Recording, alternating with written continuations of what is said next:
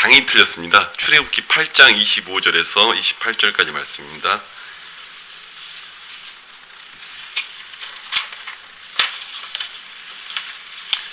절은 맞아요. 그래서 여기 주보에 나와 있는 내용 맞는데 제가 장을 좀 틀렸습니다. 예. 출애굽기 8장 25절에서 28절까지 말씀입니다. 저와 함께 교독하시겠습니다. 제가 먼저 읽겠습니다. 바로가 모세와 아론을 불러 이르되 너희는 가서 이 땅에서 너희 하나님께 제사를 드리라. 모세가 이르되 그리함은 부당하니이다. 우리가 우리 하나님 여호와께 제사를 드리는 것은 애굽 사람이 싫어하는 바인즉 우리가 만일 애굽 사람의 목전에서 제사를 드리면 그들이 그것을 미워하여 우리를 불러주지 아니하리이다. 우리가 사흘 길쯤 광야로 들어가서 우리 하나님 여호와께 제사를 드리되 우리에게 명령하시는 대로 하려 하나이다. 너가 이르되 내가 너희를 보내리니 너희는 너희 하나님 여호와께 광야에서 제사를 드릴 것이나 너무 멀리 가지는 말라. 그런즉 너희는 나를 위하여 간구하라. 아멘. 하나님 크신 내가 여러분 가운데 함께하기를 축원합니다. 여러분 기도해 주신 덕분에 제가 참 그 청년무술원에 잘 다녀왔습니다. 근데 좀 목이 약간 제가 상태가 조금 안 좋은 것 같긴 해요. 그래도 은혜 가운데 여러분 함께 누릴 수 있었으면 좋겠습니다. 출애굽 명령에서는 사실 이 창세기와 출애굽에서 그 거대한 명령이 있습니다. 제가 출애굽기 강해를 하면서 좀 말씀을 나누고 있는 부분인데요. 창세기에서는 문화명령이라 해서 정말 그 모든 족속으로 정말 향해 나가는 그 명령이 창세기의 명령으로 주어집니다. 그래서 생육하고 번성하라, 충만하라, 정복하라, 다스리라. 이게 창세기의 명령이죠. 그런데 출애굽기에 들어서면은 또 다른 명령이 모세에게 주어집니다. 무슨 명령이 주어지냐면 그 이스라엘 백성들을 애굽 땅에서 건져내라는 명령이 주어지죠. 그래서 출애굽의 명령이 그 출애굽기에는 시작되면서 이야기가 됩니다. 그런데 우리가 우리의 영적인 세계와 영적인 부분들을 이야기 나눌 때 이런 부분들을 볼 수가 있는 것이죠. 어떤 부분을 볼 수 있냐면 애굽이라는 그 사탄의 영역에 속한 그 인간들을 하나님께서 건져내기를 원하셔서 모세를 부르시고 그 마귀의 세력에서 벗어나게 만들겠다는 하나님의 명령이 주어지는 것이죠.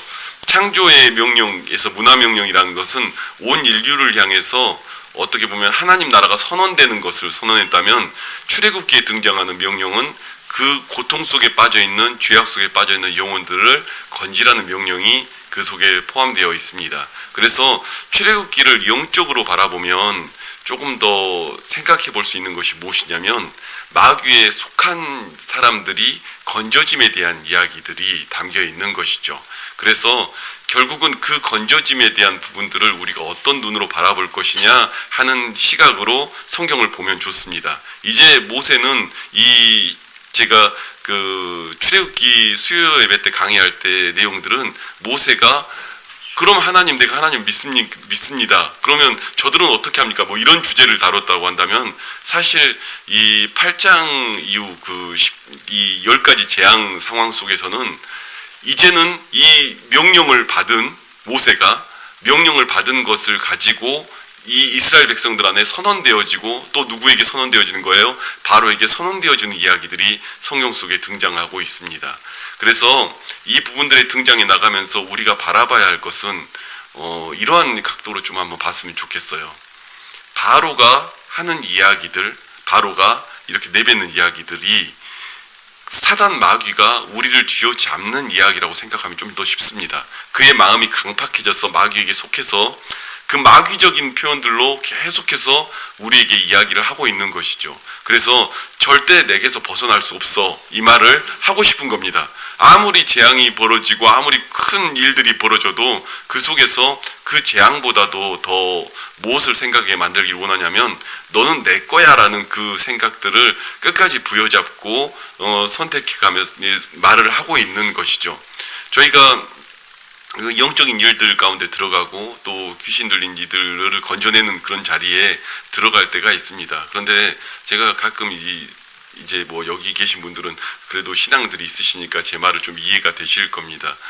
귀신 들린 이들을 건져도요 좀 교회적으로 목사로서 고민이 되는 게 하나 있어요. 그것이 맞는 일인데, 귀신의 세계를 멸하고 그들을 건지는 건 맞는 일인데 참 어려운 부분이 뭐냐면 사실 귀신이 떠나간 그 성도들이 교회에 남는 경우가 거의 없습니다. 왜냐하면 창피하잖아요. 그 전의 모습들을 가지고 있으니까. 그런데 제가 기억에 남는 분 한 분 있습니다. 끝까지 이제 제가 섬기던 교회에 이렇게 예배를 나오셨던 분은 있어요. 근데 그분 얘기는 어떤 거였냐면 막 그 바다에 뛰어들고 강에 뛰어들고 그래서 사람들이 건져오고 뭐 이런 분이었거든요. 그런데 나중에 해방함 받고 저한테 하시는 이야기가 뭐냐면 자기가 이렇게 뛰어들었다고 하는데 사실 자기는 마귀가 집어 던졌다고 이야기를 하더라고요. 그러니까 집어 던지고 거기서 사람들이 발견하고 건지고 뭐 이런 상황에 있었는데 그날 밤에 제가 찾아가서 귀신이 떠나가는 그 상황들 속에 놓였죠. 근데 나중에 보니까 그때는 그 젊은 여자분이 너무 무섭게 생겼어요. 그러니까 귀신 들렸을 때는 너무 무섭게 생겨서 막 이렇게 인상 쓰고 막 이런 모습이었는데 귀신 나가놓고 났더니 그렇게 이쁘더라고 사람이. 근데 그 이쁜 얼굴이 그렇게 이렇게 무서운 얼굴로 하고 계속 그렇게 하고 있던 모습을 기억이 납니다. 그 자매님이 한 달에 한 번씩 저한테 셔츠를 선물했어요. 근데 정말 뭐 다른 얘기는 안 하고 셔츠 선물하고 감사합니다 하고 그분하고 대화는 그게 다예요. 그렇게 한 달에 한 번씩 그렇게 저한테 하셨던 기억이 있습니다. 사실 그런 분들 외에는 거의 대부분 그 교회에 정착을 하는 경우가 거의 없으니까 사실 목사님들이 좀 꺼려하는 부분이 있어요. 그렇지만 사실 그걸 넘어서서 우리가 하나님의 나라와 하나님의 것들 그리고 말씀이 살아있는 그 이야기 속에 들어간다면 사실 그러한 일들도 저희는 일어나야 된다고 생각을 해요. 왜냐하면 성령이 뜨겁고 하나님의 약속이 뜨거우면 우리 속에는 마귀의 생각들을 무너뜨리기 때문이죠. 오늘 그 마귀에 대한 생각들을 성경을 가지고 이야기를 해보려고 합니다. 이 모든 재앙들이 언제부터 시작되냐면요, 여러분, 파리의 재앙이 벌어지고 그 티끌을 치니까 그것이 정말로 그 이들이 먼지가 되어 막 이 땅을 멸하는 막 그런 일들이 벌어지거든요.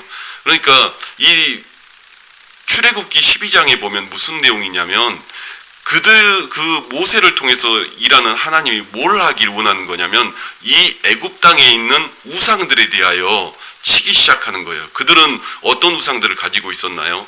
땅에 대한 우상들을 가지고 있었어요. 땅이 기름져서 먹을 걸 주고 소출을 내고 이러한 것에 대하여 너무 빠져 있었거든요. 그러니까 땅에 먼지를 치니까 정말로 그것들 이가 되어 정말 쓸어버리는 일들이 벌어지고요.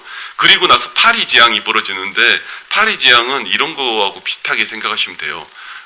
굉장히 마귀적인 것일 수도 있는데 마귀의 한 모습 속에 뭐가 있냐면 이 파리를 원어의 해석과 그들의 뭐 이제 어원들로 따지면 어떤 거냐면 이 험담, 분쟁 뭐 이런 것들이에요. 그러니까 실은 그 파리를 표현했지만 그 눈에 보이는 파리의 사건이 없었다는 게 아니라 사실 마귀의 한 특성처럼 그 퍼져나가는 정말로 마귀의 생각과 말들이 계속 섞여나가는 그런 모습들을 보여주는 것이죠. 그러니까 지저분하게 보이고 병을 옮기는 그 상황이 온 지면에 막 나타나고 그 군과 모든 이들 속에 다 쓸어버린 사건이 벌어지고 납니다.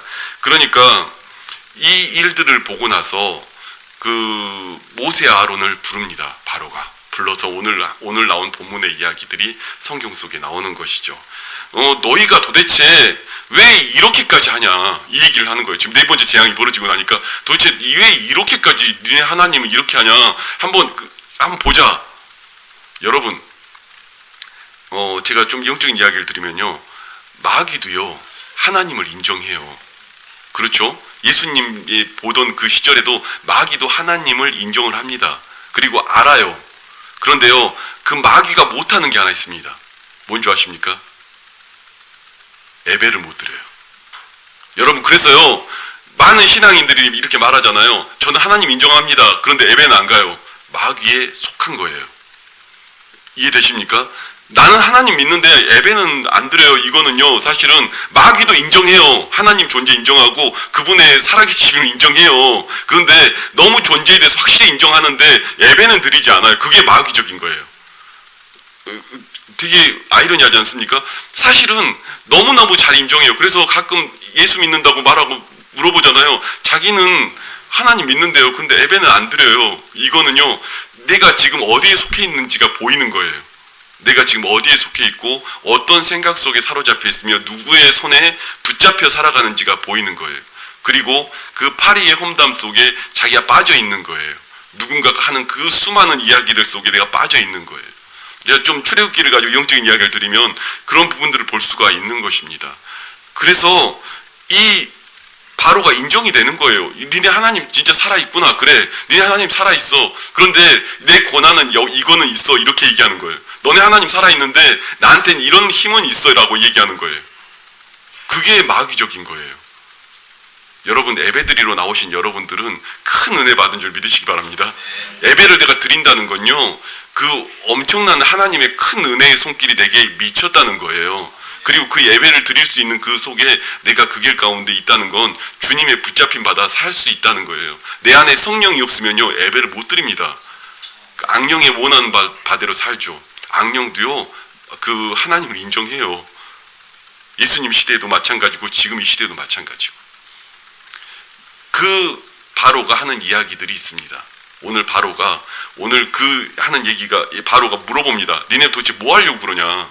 뭐 하려고 도대체 이 일들이 벌어지냐? 그러니까 모세와 아론이 이야기합니다. 하나님께 제사를 드리러 갑니다. 그래? 제사를 드리러? 그래. 니네 제사 드려라. 그런데 이 제사를 드리는데 모세가 이야기합니다. 이렇게 되는 건 내게 정말로 이 땅에서 제사 드린 건 부당하니까 내가 사흘길 좀 나가서 거기서 제사를 드리겠습니다. 이곳에서는 이 여호와를 싫어하는 사람들이 존재하기 때문에 내가 멀리 가서 제사를 드리겠습니다. 그러니까 바로가 이야기합니다. 내가 너희를 보내리니 너희는 너희 하나님 여호와께 광야에서 제사를 드릴 것이나 너무 멀리 가지는 말라라고 이야기하는 거예요. 여러분, 마귀가 어떻게 얘기하는지 보이십니까? 야야야, 예배 드려. 입만 뻥긋뻥긋하면서 예배 드려. 찬양해. 입만 뻥긋뻥긋하면서 찬양해. 기도해. 옆에 사람한테 잘 드린 젠틀한 표현으로 기도를 해. 아유, 누가 그렇게 막 온 힘을 다해서 찬양을 하고 온 힘을 다해서 기도하고 온 힘을 다해서 예배를 드리냐. 야, 대충 보이는 만큼에 너무 멀리 가지 마. 내 영역 안에서 해. 마귀는요, 뭘 얘기하는 거냐면요, 여호와 섬겨라, 섬겨. 그런데 나도 섬기고 여호와도 섬겨라. 여호와 섬겨라. 애굽의 신들도 섬기고 여호와도 섬겨라. 이게 마귀가 원하는 바예요. 여러분, 우리가 마귀에게 얼마나 많이 속는 줄 아십니까? 사람들의 말로 듣고 우리가 속는 게 아니라 우리 속에 있는 이야기로 속아요. 우리 속에 있는 내 생각대로 속아요. 우리 속에 있는 내 생각이 나를 속이는 거예요. 저는 이제 목회하는 후배들하고 가끔 대화를 나누다 보면 그럴 때가 있습니다. 제가 나온 신학교는 공부가 굉장히 중요한 신학교예요. 공부를 굉장히 많이 시키고 그 원어에 대해서 굉장히 많이 훈련을 시키는 학교예요. 그러다 보니까 답답할 때가 가끔 있어요. 책 보고 맨날 틀어박혀서 막 이렇게 목회를 하는데, 그런데 저는 그 친구들 가끔 만나다가 목회에 대해서 얘기하다가 신방에 대한 이야기들 나올 때 신방을 꺼려하는 경우들을 가끔 경험할 때가 있습니다. 신방을 꺼려해요. 왜 신방을 꺼려하냐? 자기는 연구하고 이렇게 무슨 발표하듯이 무슨 설교를 준비하고. 근데 저는 솔직한 얘기로 그 친구들하고 얘기 나눌 때가 있습니다. 뭐 대놓고 이제 목사들끼리 싸우려고 하는 건 아니니까, 후배들이니까 이야기하는 건 무슨 얘기를 하냐면, 신방이 어렵다는 말은 너가 안 죽었다는 얘기야. 신방이 어렵다는 말은 네가 아직 네 생각 속에, 네 자아 속에 네 자존심이 너를 장악하고 있다는 얘기야. 제가 그런 얘기들을 할 때가 있습니다. 안 되거든요. 그 사람들은 잘 안 된다고 생각을 해요. 그렇게 해야 되는 건 줄 알아요. 그런데요, 자세히 보면요, 여러분, 전도가 안 되는 이유 뭐예요? 전도하려면 저 사람 앞에서 내 자존심을 내려놓고, 우리는 자존심으로 사는 게 아니라 하나님이 존심이 되어 사는 주존심으로 사는 사람들이에요. 아멘이세요? 하나님이 존심이 되는 주존심으로 사는 거지 내 자존심으로 사는 게 아니에요. 하나님이 나의 존심이 되기 때문에 얼마든지 내려놓을 수 있는 거예요. 그런데 자꾸 자존심으로 사는 거예요. 그러니까는 전도도 못하겠고 신방도 못하겠고 사람 만나는 건 꺼려지고, 성격 문제가 아니라요, 안 죽어서 그래요. 아직 내가 안 죽어서, 아직 내가 깨어지지 않아서. 마귀는요, 우리에게 그러한 부분들을 얼마든지 제한하는 줄 모릅니다. 너는 그래 예배는 드리는데 내 영역 안에서 예배 드려. 그 너 자존심 다 세워서 너 살릴 거 다 살려가지고 그렇게 신앙생활에 야 옆에 보이는데 너 찬양하는데 그 목소리 이상해가지고 옆에 사람이 뭐라고 하면 어떡할 거냐. 야 기도하는데 야 옆에 누가 들으면 어떡할 뭐 이거를 계속해서 우리 속에다가 이야기를 하는 거예요. 여러분 우리 귀에 들리는 얘기는 세 가지가 있습니다. 내 얘기가 있고요, 마귀의 이야기가 있고요, 하나님의 이야기가 있어요.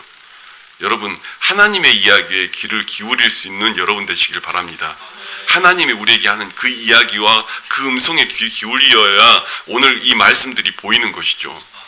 예배를 드리는데 이 모든 것들을 내려놓고 바라보지 못하면요 우리가 우리 생각대로 살아가게 돼요. 제가 예전에 그 한 목사님의 간증을 제가 들은 적이 있습니다. 그 목사님이 부산의 어느 교회에서 그 청소년 부서를 담당하게 됐어요. 청소년 부서를 담당하게 됐는데 그 처음 부목사로 들어가니까 외국에서 유학하다 부목사로 들어가니까 담임 목사님 딱 부르더래요. 근데 그 교회 구조가 어떻게 됐냐면 작년은 뭐 400~500명 이렇게 되는데 청소년 부서가 30명, 50명 뭐 이 왔다 갔다 하는 그 숫자인 거예요. 그러니까 조금 그 교회 규모에 비해서 청소년 부서가 좀 적은 거죠. 근데 딱 불러서 그 목사님이 담임 목사님이 말씀하시더래요. 김 목사, 우리 교회는 자네가 힘을 발휘하고 장로님한테 어필이 되려면 일단 부흥이 돼야 돼. 숫자가 늘어나야 돼. 그래야지 그 장로님들한테 어필이 되니까 어떻게 해서든 한번 숫자를 늘려봐라. 그 방법밖엔 방법이 없다. 뭐 이런 얘기를 한 거예요. 그러니까 이 목사님이 말을 잘 들으셨던 거예요. 너무 잘 들어서 청소년들을 불러 모았대. 임원단들과 불러 모아서 질문을 했어요. 그 친구들한테. 어떻게 하면 우리 교회가 부흥이 될까? 우리 교회 청년소년부에 예산도 써주겠다고 다 하는데 어떻게 하면 우리 교회가 부흥이 될까? 그랬더니 청소년들이 세 가지로 정리를 해주더래요. 한 달에 한 번은 연예인을 좀 불러주셔서 이렇게 예배 때 이렇게 해주시고, 설교는 10분을 넘기지 말아주시고, 세 번째가 쓸데없이 울지 마세요. 부담스러우니까. 이제 이게 세 가지 조건이에요. 그러니까 너무 이 얘기를 들으니까 할만하잖아요. 이 정도면 뭐 돈도 써주겠다 뭐 이렇게 하니까. 그래서 진짜 그렇게 했대요. 진짜로 그랬는데 70~80명까지 이렇게 올라가더래. 정말 그 예배 설교는 10분 쓸데없이 울지 않고 연예인 가끔 불러서 막 한 달에 한 번씩 연예인 불러서 막 하고 쇼맨으로 한참 하고. 그런데 어느 날 주일날 청소년 아이가 이렇게 새로운 아이가 누가 맨 앞자리에 앉아 있더래요. 근데 너무 그 아이 보는데 너무 열심히 말씀을 듣더래요. 그러니까 너무 열심히 말씀을 들으니까 신나서 하고 나서 우리 교회 또 새 가족이 또 새로 왔으니까 뭐 이런 마음이 드는데 월요일 날 이제 그 친구 인도한 친구한테 전화를 해서 연락처를 물어보려고 하다가 월요일부터 전화하면 좀 부담스러울 것 같으니까 하루만 더 있다가 전화하자. 그래가지고 화요일 날 그 친구한테 전화를 한 거예요. 전화를 해서 누구야 이번 주에 새로 같이 왔던 친구, 그 친구 어떤 친구야 뭐 이러면서 연락처 좀 나 줄 수 있니? 내가 연락 좀 해보고 싶어 뭐 이런 얘기를 한 거예요. 그런데 그 친구가 얘기하는 거예요. 목사님 어제 걔 자살했어요. 근데 그 얘기를 듣는데 이 목사님이 참 많은 생각이 들더래요. 자신의 설교 속에 복음이 없었고, 자신의 설교 속에 살아있는 하나님의 이야기가 없었고, 이벤트적인 것만 잔뜩 집어넣지 하나도 없었던 생각이 들어서 그 목사님이 사임을 하셨어요. 바로 양심상 사임을 하시고, 나중에 그 교회가 좀 어려워지면서 그 교회의 담임 목사님이 되셨어요. 그분이 담임 목사님이 되셨는데 그 교회에는 청소년 아이들이 기도회 때마다 가방 메고 다 몰려와요. 목사님 왜 그렇게까지 하시느냐 얘기를 그 다음에 얘기하시더라고요. 왜 그렇게까지 하시는지. 하나님 만나는 방법을 알려줘야죠. 목사가.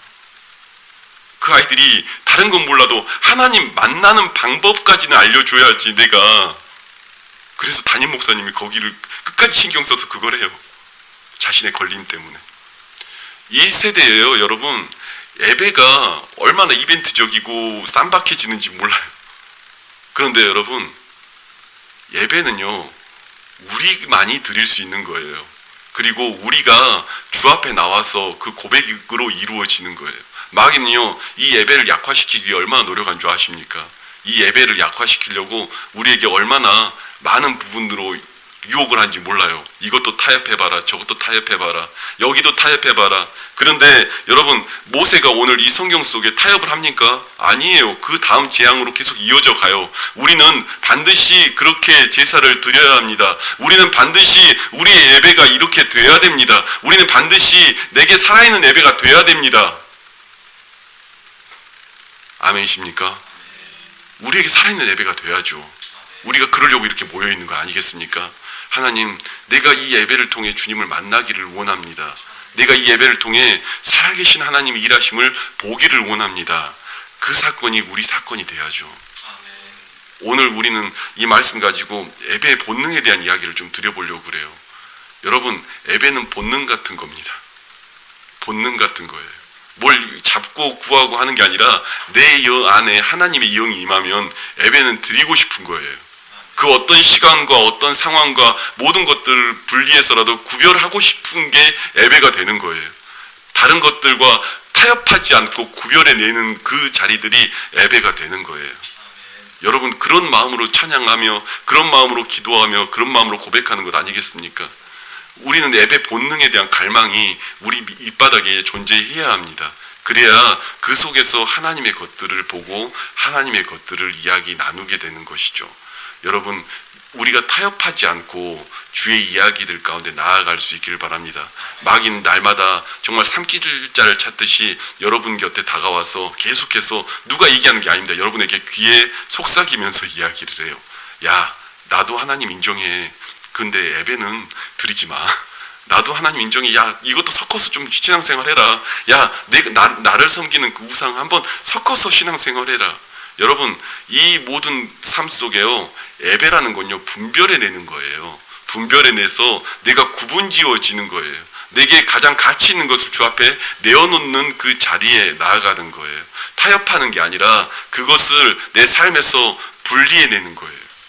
여러분, 그러한 본능이 여러분 가운데 있기를 축원합니다. 그러한 본능이 여러분의 삶 속에서 일어나기를 원합니다. 오늘 우리가 말씀 속에서 바라보면서 우리에겐 어쩌면 이 영혼들을 구원해야 된다는 그 약속이 우리에게 날마다 있습니다. 그리고 그 약속 가운데 하나님이 주시는 은혜들이 있죠. 그리고 그 속에서 우리가 오늘 이 삶들을 살아가면서 바라보는 것입니다. 오늘 우리는 어떤 그 모든 삶에서 타협할 수는 없어요. 다른 건 모르겠는데 예배는 타협할 수 없어요. 마귀는요, 그거 타협하라고 해요. 자꾸 타협하라고 그래요. 뭐 이러니까 못가지, 저러니까 못하지, 이러니까 안 되지. 그게 아니라요, 내 안에 뜨거운 본능이 나를 장악하면서 일으켜 세우는 거예요.